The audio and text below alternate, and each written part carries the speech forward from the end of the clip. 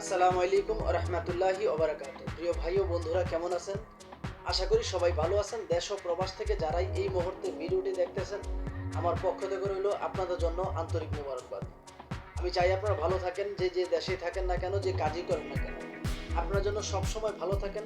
আল্লাহ তাআলা রব্বুল আলামিনের কাছে এই প্রার্থনাই করি, প্রিয় মালিক যেন আমার দেশ এবং প্রবাসের ভাইদেরকে সবসময় সর্বদা ভালো রাখে।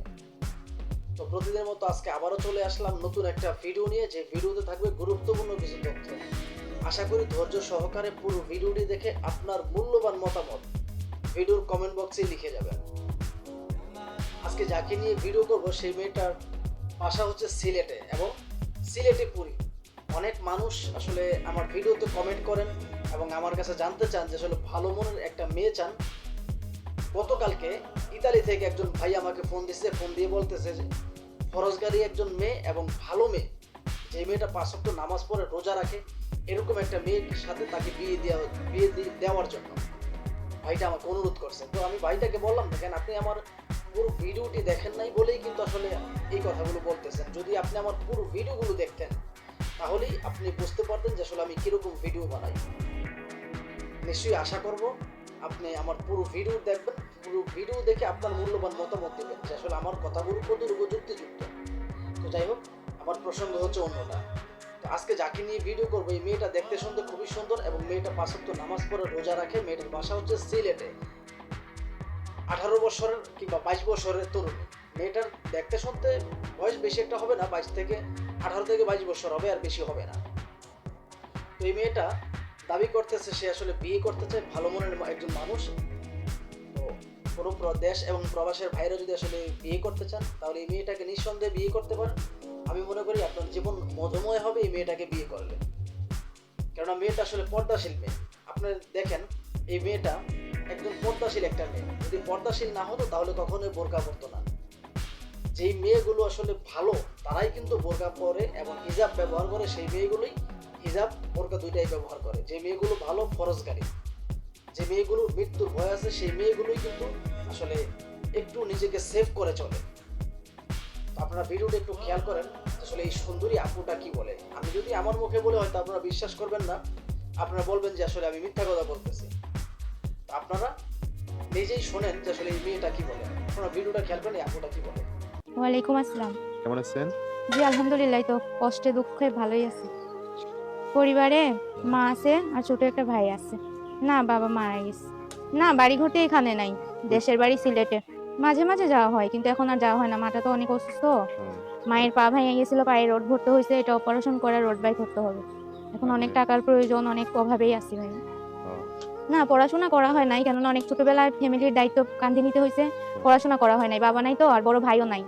এখন মাটা অসুস্থ, ছোট ভাইটারে নিয়ে ঢাকা শহরে কষ্টে অভাবে মাস শেষে ঘর ভাড়া দিতে পারি না।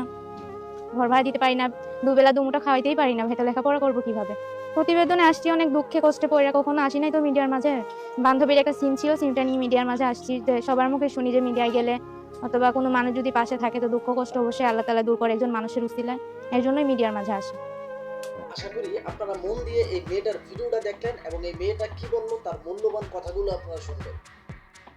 তো এই মেয়েটা যে দাবি করতেছে যে আসলে তার বাবা নেই, এবং অধিকাংশ ভিডিওতে কিন্তু মেয়েগুলো কিন্তু 100% থেকে 95% মেয়েরাই কিন্তু বলে, 95 থেকে 97% কিংবা 99% মেয়েরাই বলে যে আসলে তার বাবা নাই, মা নেই, বাবা বিয়ে করে চলে গেছে, বাবা ফেলে চলে গেছে, মা মরে গেছে, আমি সৎমার ঘরে বড় হয়েছি, সৎমা আমাকে খাবার দিতে চায় না।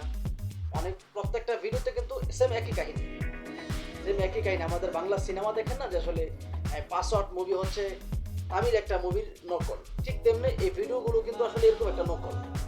প্রত্যেকটা ভিডিওতে কোনো না কোনো প্রবলেম মেয়েদের থাকে। এক হলে বাবা মরে যায়, আর নয়তো বাবা বিয়ে করে চলে যায়, আর নয়তো বাবা তাদের খোঁজ খবর নেয় না, আর এক হলে মেয়েদের মা মরে যায়, আর নয়তো মা অন্য ছেলের সাথে চলে গেছে, এবং কি আর নয়তো সে চাচার কাছে বড় হয়, চাচির কাছে বড় হয়, নানা নানি দাদা দাদি আত্মীয় স্বজনের কাছে বড় হয়।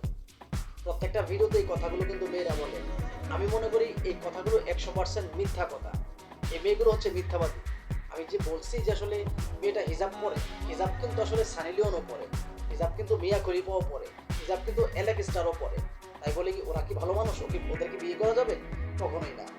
হিজাব পরলেই যদি ভালো হতো আগে কোনো একটা সময় হিজাব ব্যবহার করতে আসলে পর্দাশীল যে মানুষগুলো, তারা এখনো পর্দাশীল মানুষ হিজাব ব্যবহার করে।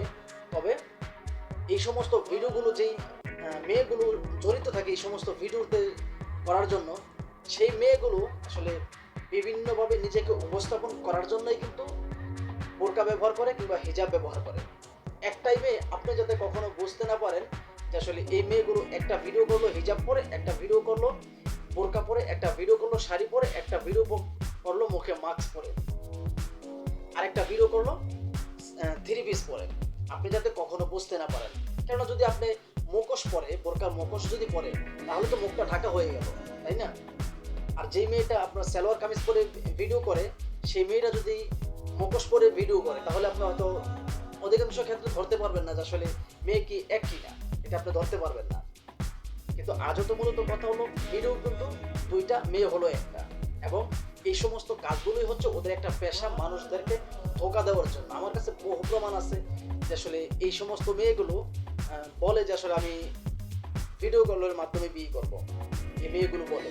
এবং যে সমস্ত ইউটিউবারদেররা বলে যে আসলে এই আপুদের একটা স্ক্রিনশট নিয়ে আমাদের সাথে যোগাযোগ করবেন, ওই শালারা আরেক পাপ্পা। ওরা কি বলে জানেন? আমি তো আসলে খবর পাই, ওরা বলে যে আসলে এই আপুটার সাথে যদি আপনি বিয়ে করতে চান, এই আপুটার হাতে ফোন নাই, তো আপনি আমাদেরকে 5-6 হাজার টাকা দেন, আমরা একটা ফোন কিনে এই আপুটাকে দিব, তারপর আপনি তার সাথে ভিডিও কলে কথা বলতে পারবেন। এই কথাগুলো যখন ইউটিউবার বলে, কোনো প্রবাসী হোক কিংবা দেশের ছেলে হোক, যদি টাকা দিতে রাজি হয়, তাহলে আপনার সাথে এমন ব্যবহার করবে মনে হয় যে কাকরাইল মসজিদের ইমাম সাহেব। এত সুন্দর ব্যবহার।